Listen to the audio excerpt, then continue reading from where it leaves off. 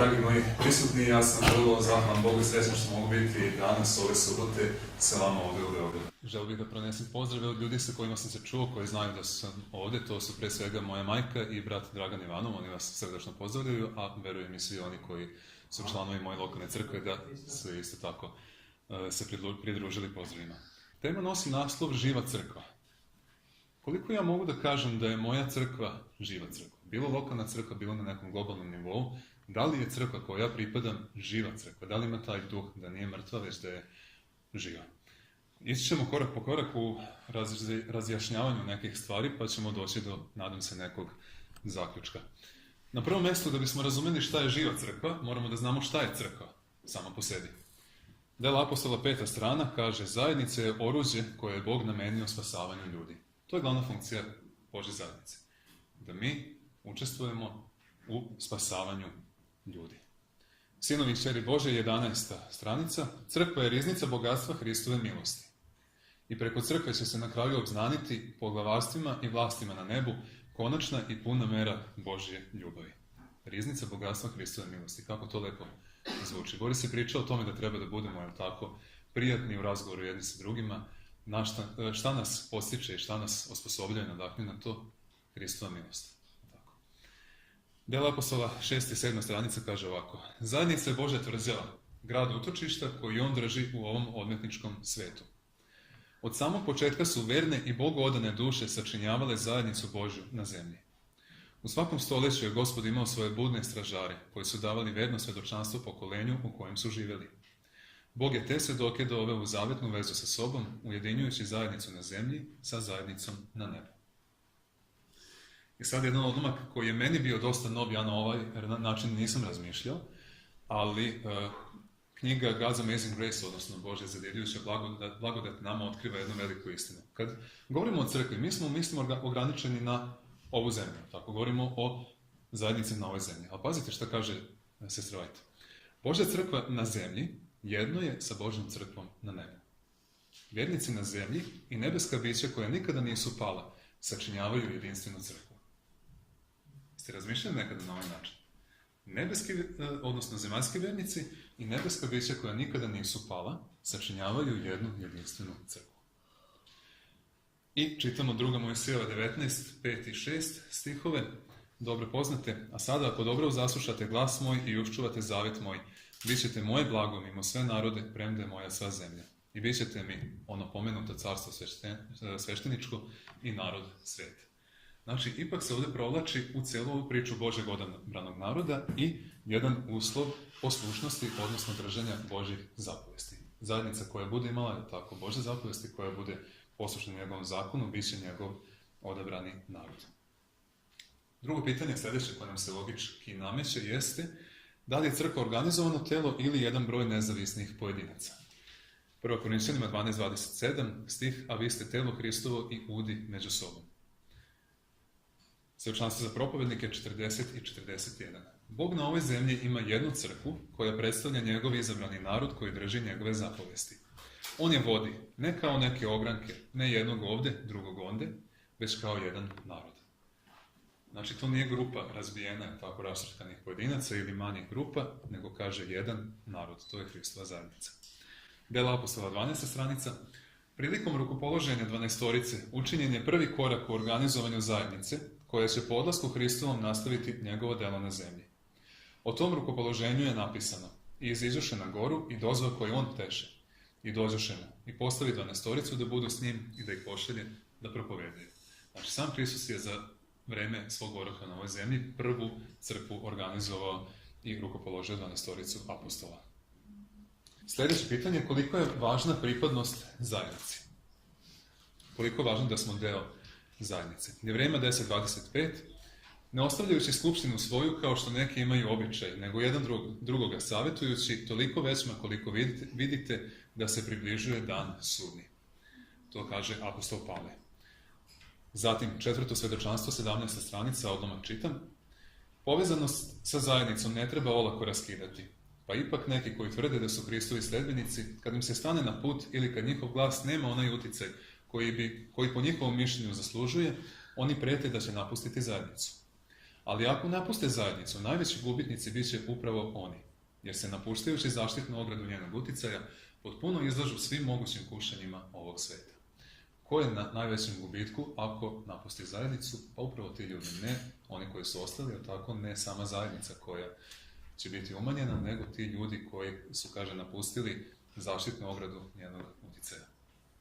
Ne čujete svi, dovoljno glasno govorim. Dalje, čitam iz Dela apostola, 88. i 89. stranica. U zapisu o Savlovom obraćenju data su nam važna načela koje uvek moramo imati na umu. Savle je bio doveden neposredno u prisustvo Hristova. Ali Gospod mu nije odjednom iznao zadatak koji mu je bio određen. On ga je zaustavio na njegovom putu i osvjedočio ga da je grešnik. Međutim, kad je Savle upitao šta hoćeš da činim, Spasitelj je tog Jevrejina doveo u vezu sa svojom zajednicom da bi tu saznao šta Bog želi od njega. Tako je Isus potvrdio autoritet svoje organizovane zajednice i doveo Savla u vezu sa svojim predstavnicima na zemlji. Hristos je sad imao zajednicu kao svog predstavnika i njoj je poverio delo da grešnika koji se pokajao vodi putem života. Dakle, Hristos se javio sam, tako otkrio Savlu, ali u tom procesu njegovog obraćenja on ga je uputio preko Ananije na njegovu zajednicu.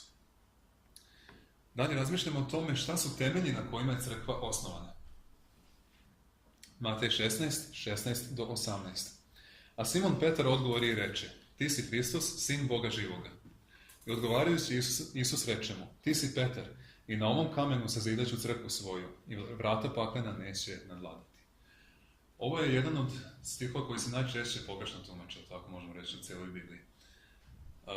Komentari biblijskih tekstova, 465. stranica, odgovara nam, odgonetava nam kako treba tumačiti ove reči, ovaj stih.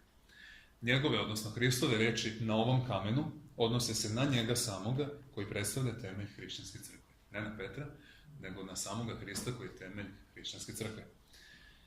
Čitamo još jedan stih, postoji još jedan temelj. Glavni temelj je Hristos, ali tu je još jedan, možemo reći, do temelja, tako koji se spominje u Svetom pismu. Efesima 2. poglavlje 20 do 22. Nazidani na temelju apostola i proroka, gde je kamen od ugla sam Hristos, na kome sva građevina sastavljena raste za crkvu svetu u Gospodu, na kome ćete se i vi sazidati za stan Božji u duhu. Znači, tu su i apostoli i proroci spomenuti kao temelj na kome je, naravno, uz onaj glavni temelj Hrista sazidana i Božja crkva. Sad jedan odlomak koji bih volio da zapamtimo, pošto ćemo se na kraju teme još nadovezati malo na njega. Komentari biblijskih tekstova, 178. stranica, govori o jevrejskom hramu i kako on zapravo simboliše gradnju duhovnog hrama. Ta građevina, jevrejski hram, predstavlja Božji duhovni hram koji se sastoji iz živog materijala sakupljenog iz svih kolena i jezika, od svih naroda i iz svih društvenih slojeva, visokih i niskih, bogatih i siromašnih, učenih i neukih. To je živo kamenje koje je iz kamenoloma ovog sveta izdvojila istina. I veliki graditelj gospodnjeg hrama teše, polira i podešava to kamenje kako bi moglo da zauzme odgovarajuće mesto u njegovom duhovnom hramu. Znači, mi smo to kamenje koje sam graditelj tako uobličava da bismo mogli biti, naći svoje mesto u tom duhovnom hramu. Koga je Bog izabrao da sačinjava njegovu prvu crkvu na ovoj zemlji? To je sljedeće pitanje. 1. Korinćanima 1, 27 do 29. Nego što je ludo pred svetom, ono izabra Bog da posvani premuke. I što je slabo pred svetom, ono izabra Bog da posvani jako. I što je neplemenito pred svetom i uništeno, izabra Bog. I što nije, da uništi ono što jeste. Da se ne pohvali nijedno telo pred Bogom. Iz komentara 660. stranica, malo da objasnimo šta ovo znači. Ovi stihovi. Pošto su sinovi ljudski skloni oholosti i slavoljublju, Bog je izabrao najsmernija i najponiznija ljudska oruđa da preko njih izvrši svoje najsilnija dela. Božji izabranici nisu bili ljudi koje je svet slavio kao velike, talentovane i blistave stvaraoce. On je birao one koji su bili spremni da rade u smjernosti i jednostavnosti, priznajući njega kao svog vođu i izvor svoje snage. Veličanstvo neba radi preko onoga koga on izabere. U svom proviđenju on ponekada bira najsmernija oruđa da izvrše najveće delo, jer se njegova moć otkriva kroz ljudsku slabost. Ti ljudi su bili podesni za velike stvari, zašto? Zbog njihovih kapaciteta, sposobnosti, talenata? Ne, oni su bili neuki, jednostavni ljudi, ali su se učili od Krista. Hristos ih je nadahnuo svojom mudrošću, oni su bili povezani životvorno sa njim i zato su mogli da čine uspešna i velika dela za njega. Sad jedno isto tako veoma važno pitanje oko koga možda imamo različite stavove. Da li je Hristova crkva na ovoj zemlji savršena? Šta mislite o tome? Da li je Hristova crkva na ovoj zemlji savršena? Imali smo nedavno u lekcijama parabolu jednu koju ću citirati delom iz Mateja 13, 24 i 30. Do 30. Drugu priču kaza im govoreći: Carstvo je nebesko kao čovek koji poseja dobro seme u polju svoje, a kad ljudi pospaše, dođe njegov neprijatelj i poseja kukolj po pšenici pa otide. A kad niče used i rod donese, onda se pokaza kukolj. Tada dođeše sluge domaćinove i rekoše: Gospodaru, nisi li ti dobro seme sejao na svojoj njivi? Otkuda date kukolj? A on reče im: Neprijatelj čovek to učini. A sluge rekoše mu: Hoćeš li dakle da idemo da ga počupamo? A on reče: Ne, da ne biste čupajući kukolj počupali zajedno s njime pšenicu. Ostavite neka raste oboje do žetve. U ovoj paraboli krije se odgovor na pitanje da li je Hristova crkva na ovoj zemlji savršena. Čitam jedan odlomak iz Svedočanstva za propovednike 28. Hristova crkva na zemlji biće nesavršena, ali je Gospod zbog nesavršenstva neće uništiti. Kukolj će se pojaviti među pšenicom, ali bilo bi mnogo više štete čupati ga nego ostaviti ako bi se postupilo na drugčiji način nego što je to Bog odredio. I dok Bog dovodi u crkvu one koji su stvarno obraćeni, dotle Sotona dovodi one koji to nisu. Dok Hristos seje dobro seme, Sotona seje kukolj. I nastavljam još jedan odlomak iz iste knjige, 29. stranica. Neki ljudi kao da misle da će po ulasku u crkvu da se ispune njihova očekivanja i da će u njoj naći samo one koji su čisti i savršeni. Ali nema razloga da se razočaramo, jer u rečima Gospodnjim nema opravdanja za naš zaključak i očekivanja da je crkva savršena. Crkva na ovoj zemlji neće biti savršena ili nije savršena, ali je Gospod zbog tog stanja i zbog tog nesavršenstva neće namištiti. Nego ljubav prema njoj je toliko velika da je on i dalje drži tako u svojim rukama i budnim predmetom svoje pažnje. Dela apostola 53. stranica. Svet nema pravo da sumnja u istinitost hrišćanstva zato što u zajednici ima nedostojnih članova, niti pak hrišćani treba da budu obespravljeni zbog prisustva te lažne braće. Kako se to pokazalo u prvoj hrišćanskoj crkvi? Istinskim učenicima pridružili su se i Ananija i Safira. Simon Vračar bio je kršten. Dimas, koji je napustio Pavla, još uvijek je bio smatran za vernika. Juda Iskariotski ubrajao se među apostoli. I ta prvobitna hrišćanska crkva imala je članova koji su bili neobraćeni i nedostojni. Kako je po svedočanstvu Hristovom stanje u njegovoj crkvi danas? Otkrivenje 3, 14 do 17, opet dobro poznati stihovi. I anđelu Laodikijske crkve napiši: Tako govori Amin, svedok verni i istiniti, početak stvorenja Božjega. Znam tvoja dela da nisi ni studen ni vruć. Da si studen ili vruć. Tako budući mlad i nisi ni studen ni vruć, izpljuvat ću te iz usta svojih. Jer govoriš: bogat sam i obogatio sam se i ništa ne potrebujem. A ne znaš da si ti nesrećan i nevoljan i siromah i slep i gol. Naredni odlomci će biti iz knjige Komentara biblijskih tekstova i ticat će se upravo ovih nekoliko stihova. Poruka Laodikijskoj crkvi odgovara našem stanju. Kako je jasno naslikan stav onih koji misle da imaju celu istinu i okolo se hvališu poznavanjem reči Božje, dok njene sposobnostne sile nema u njihovom životu. Žar ljubavi Božje potpuno nedostaje u njihovom srcu, a upravo taj žar ljubavi čini pripadnike naroda Božjeg svetlošću ovome svijetu. Dakle, nešto nam nedostaje. Mi se hvalimo nekim teorijskim poznanjem istine, tako imamo, točno nam je dato, ali šta? Nemamo spasonosnu silu u svom životu, ne ispoljava se.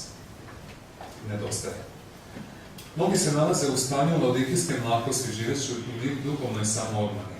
Oni se oblače u haljine sopstvene pravde, obražavajući da su se obogatili i da im ništa ne nedostaje, dok im je toliko neophodno da se svakoga dana uče Hristovoj smernosti i dobroti. Poruka upućena Laodikiji mora se objaviti sa velikom silom, jer upravo sada ima naročitu primjenu. Sada se više nego ikada u prošlosti vidi oholost, svetovno slavoljublje, ponos, Samouzvišenje, dvoličnost, licemerstvo i obmana. Laodikijska poruka treba da odjekne. Prihvatite ovu pouku u svakoj njenoj fazi i iznosite narodu bez ikakvog okolišanja gde god proviđenje otvori put za to. Govorite o tome, to je važna vest, to je vest koje svi treba da budemo svesni iz svog stanja.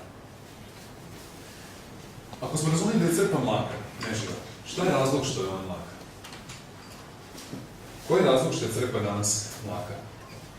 2. Korinćanima 11:3 stih kaže: ali se bojim da kao što zmija Evu prevari lukavstvom svojim, tako i razumi vaši da se ne odvrate od prostote koja je u Hristu, od jednostavnosti. Lepši izraz koja je u Hristu. Komentari 593. strana. Mi se nalazimo u stalnoj opasnosti da se udaljimo od jednostavnosti evanđelja. Mnogi imaju jaku želju da potresu svet nečim originalnim, što bi ljude uzdiglo na nivo duhovnog zanosa i promenilo postojeće stanje. U postojećem stanju je zaista potrebna velika promjena, jer svetost sadašnje istine nije shvaćena kao što bi trebalo da bude. Prvi je slučaj tako i u prvim tim danima apostolske crkve, prepoznao apostol Pavle, kaže: bojim se da se vaši razumi ne odvrate od jednostavnosti evanđelja, čiji je izvor u Isusu Hristu. Evangelizam, 51. stranica. Hristovo učenje bilo je pravi pojam jednostavnosti. Isus je iznosio istinu na jednostavan i neposredan način, unoseći u svaku svoju propoved dar životne sile i upečatljivosti. Još jedan stih iz Opusa apostola Pavla iz 1. Korinćanima, 2. poglavlje, 1., 2., 4. i 5. stih čita. Kako je apostol Pavle iznosio evanđelje? I ja, došavši k vama, braćo, ne dođem s visokom reči ili premudrosti da vam javljam svedočanstvo Božje, jer nisam mislio da znam šta među vama osim Isusa Hrista i to raspetog. I reč moja, poučenje moje ne beše nadgovornijim rečima ljudske premudrosti, nego u dokazivanju duha i sile, da vera vaša ne bude u mudrosti ljudskoj, nego u sili Božjoj. I sad jedna vrlo ozbiljna, vrlo jaka, jedna rečenica, ali daje dijagnozu zašto naše crkve, kako ovdje kaže, citiram, umiru. Ne znate što piše u Slugama evanđelja knjizi? Zašto umiru naše crkve? Sluge evanđelja 272. stranica. Naše crkve umiru zbog nedostatka učenja o opravdanju verom u Hrista i sličnih istina, sveštenih istina. Naše crkve umiru zbog nedostatka učenja o opravdanju verom u Hrista i sličnih istina.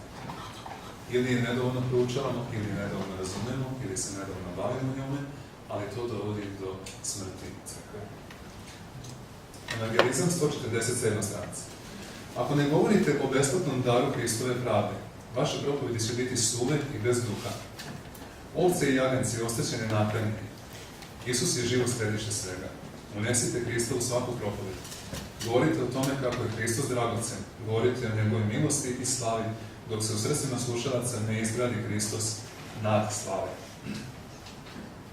Kakve onda teme treba da držimo u crkvi? Gospod želi da njegove sluge danas propovedaju staru nauku evanđelja. Žalost zbog greha, pokajanje i priznanje greha. Hoćemo, kaže Ellen White, staromodne propovedi, staromodne običaje, staromodne očeve i majke u Izraelu. Vratite se, kaže, pitajte za one stare staze, tamo je put, tako tamo je rješenje problema. Ovo su naše teme, nastavlja dalje. Hristos razapet za naše grehe, Hristos koji je ustao iz mrtvih, Hristos naš zastupnik pred Bogom. U neposrednoj vezi sa tim je i rad Svetoga Duha, Hristovog predstavnika, koji je poslat sa božanskom silom i darovima za ljude. To su najbitnije teme koje treba da proučavamo. Ponovit ću još jednom, značajno. Ovo su naše teme. Hristos razapet za naše grehe, Hristos koji je ustao iz mrtvih, Hristos naš zastupnik pred Bogom. Ukratko možemo to reći, raspeti Hristos, vaskrski Hristos i vlasniki Hristos koji sada posljede za nas. U neposrednoj vezi sa tim je i rad Svetoga Duha, Hristovog predstavnika koji je poslat sa božanskom silom i darovima za ljude. Kad se osvrnemo na istoriju, došao je period kad je crkva počela da oživljava, kad više nije bila tako mrtva, nego je počela da oživljava. Kada se to desilo? Dela apostola 2. poglavlje od 1 do 4. I kad se navrši 50 dana, beku zajedno svi apostoli jednodušno. I ujednaput poslade buka s neba kao duvanje silnog vetra i napuni svu kuću gde seđahu. I pokazaše im se razdeljeni jezici kao ognjeni. I sede po jedan na svakog od njih. i napuniše se svi Duha Svetog i stadoše govoriti drugim jezicima kao što im Duh daleše te govora. Knjiga Dela apostola 26. i 27. stranica nekoliko odlomaka. Učenici su se najusrednije molili za osposobljenost da istupe pred svet i da u svom svakodnevnom dodiru sa ljudima izgovaraju riječi koje su u stanju da grešnike privedu Hristu. Odbacivši sva međusobna razmimoilaženja i želju za prevlašću, oni su se prisno povezali hrišćanskom bratstvu. Sve su se više približavali Bogu i u isti mah sve jasnije shvatali koliko su srećni što im je bilo dozvoljeno da budu tako prisnom dodiru sa Hristom.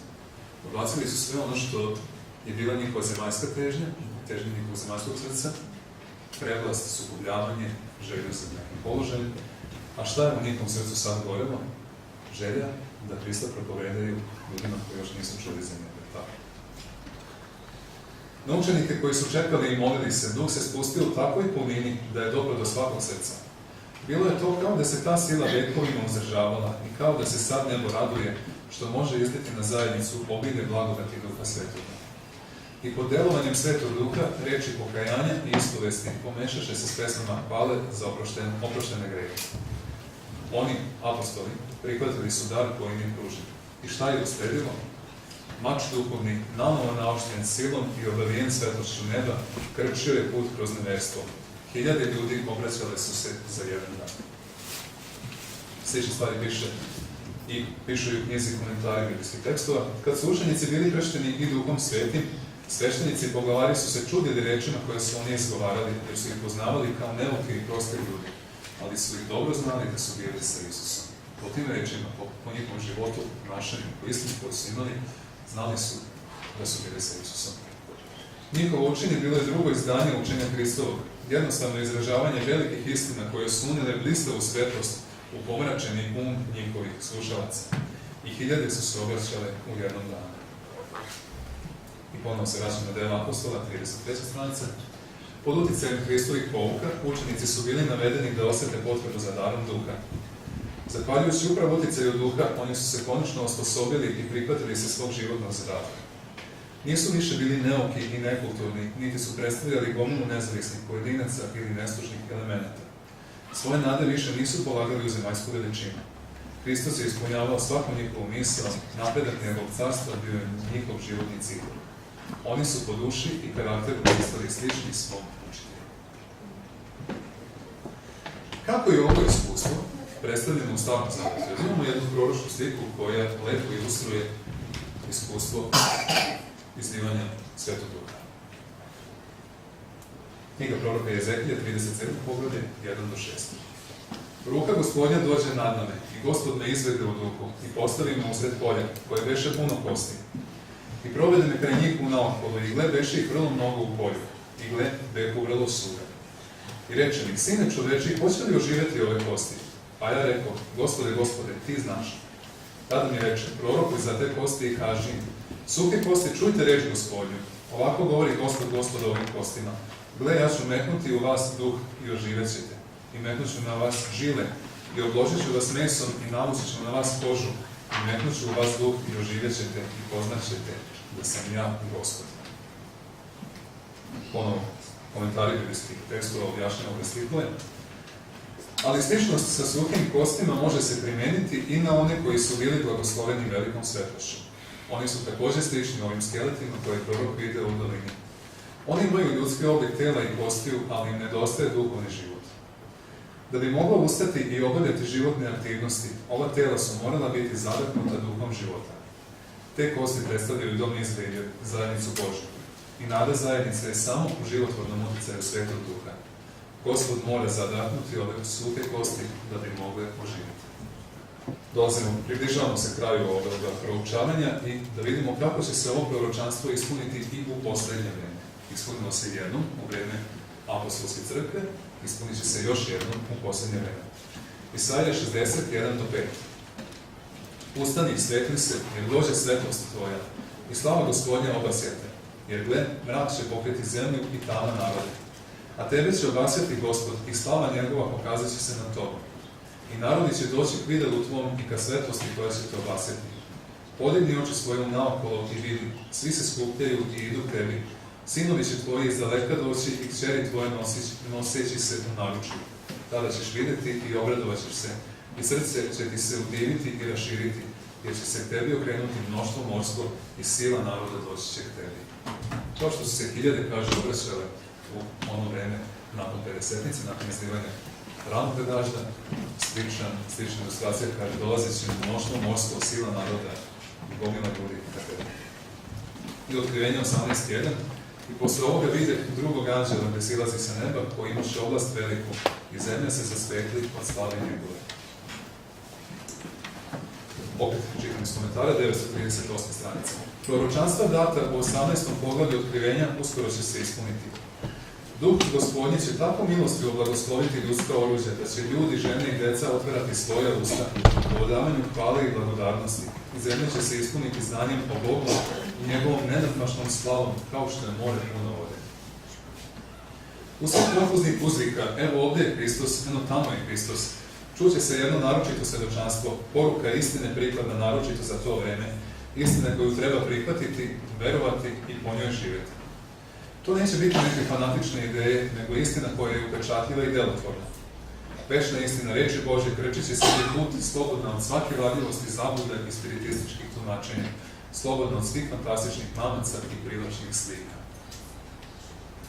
Je li počelo ovo već delo, ili ima ovakvih situacija i ovakvog uspeha i danas? Dela Apostola 39 i 40 stranice kažu da ima. I danas Bog posredstvom svoje zajednice obznamljuje svoje namere na zemlji. Glasnici krsta i danas idu od grada do grada i od zemlje do zemlje, pripremajući put za drugi dolazak Hristov. Moralna merila Božjeg zakona uzdižu se visoko. Duh svemogućeg pokreće ljudska srca i oni koji se odazovu njegovom delovanju postaju svedoci za Boga i za njegovu istinu. U mnogim mestima se mogu vidjeti posvećeni ljudi i žene kako prenose i na druge svetlost koja je njima obasjala put spasenja kroz Isusa Hrista.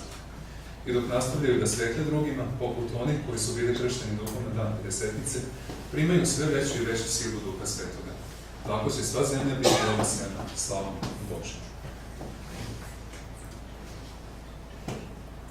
Moj život danas, 65. stranica.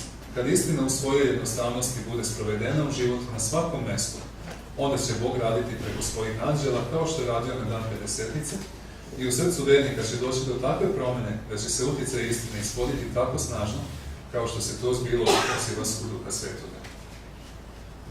Izlivanje Duha Svetoga u punini u danima apostola predstavljaju rani dažd i rezultati tog čina bili su veličanstveni, ali Božji dažd će biti još izobilniji. Malo teško je poverovati kad pričamo i kad proučavamo one rezultate i onu silu Duha Svetoga tada, da će nešto što nas čeka, daj Bože da smo mi tako u toj grupi ili uključeni u tu grupu koja će biti Duhom Svetim blagoslovena i osnažena. Teško je poverovati ovako da, kakvi smo sada, da ćemo biti još uspešniji nego Hristova prva zajednica, tako u vreme apostola. Ali Sveti Duh će svojim prisustvom sve do kraja biti sila prave Božje zajednice. Piše u knjizi Moj život danas na 67. stranici. Za kraj, kad smo sve ovo razumeli, još da zaključimo kakva je Božja ljubav prema crkvi, kolika je Božja ljubav prema crkvi i šta On želi sa njom. Zaharija 2.8. Jer ovako veli Gospod nad vojskama, za slavom poslane narodima koji vas opleniše, jer ko tiče u vas, tiče u zenicu oka njegovog. Kolika je ljubav Božja prema crkvi? Kaže, kao kad u oko dirate, tako. Toliko On voli svoju crkvu. Crkva, iako slaba i nesavršena, jedina na zemlji privlači Hristovu najpotpuniju pažnju. On je neprestano brižno posmatra i ojačava svojim svetim duhom. Božja ljubav prema crkvi je beskrajna. Njegovo staranje o svom nasledstvu je neprekidno. To su odlomci iz knjige Sinovi i kćeri Božje, stranica 11. Jeremija 29, stih 11, vrlo lep, meni drag stih, kaže ovako. Jer ja znam misli koje mislim za vas, govori Gospod. Misli dobre, a ne zle, da vam dam posledak kakav čekate. Kako je Božja namera sa njegovom crkvom? Zašto nam On otkriva da je crkva slaba, nesavršena? Da bi nas obeshrabrio? Kaže, ja znam misli koje mislim za vas, dobre misli, ne zle, da vam posledak bude slavan, da vam dam taj kraj koji čekate. A kakav je to kraj? Efesima 5.27, da im metne predase slavnu crkvu koja nema mane ni mrštine ili takvog čega, nego da bude sveta i bez mane. Posljednji odlomak, ponovo se vraćam na knjigu komentari biblijskih tekstova, sjećate li se koji je bio onaj deo priče koji sam vas molio da zapamtite? O čemu? Jerusalimski hram, tako, Solomonov hram, kao simbol izgradnje duhovnog hrama. Ovo je završetak tog odlomka, najupečatljiviji, najlepši odlomak koji treba da dotakne svakoga od nas. Kada ovaj hram bude dovršen u svim svojim pojedinostima, divit će mu se i anđeli i ljudi, jer mu je graditelj i tvorac sam Bog. Kaže Biblija na jednom mjestu, Bog će završiti čudesan posao svoj, tako. Kad taj hram izgradi, on će biti gledanje i predmet divljenja i nebeskih anđela i ljudi. Zašto? Jer ga je izgradio sam Bog. Neka to bude iskustvo svih nas kao pojedinaca i kao zajednice, da možemo biti živa crkva, da možemo primiti i taj dar Duha Svetoga i raditi delo koje je pred nama.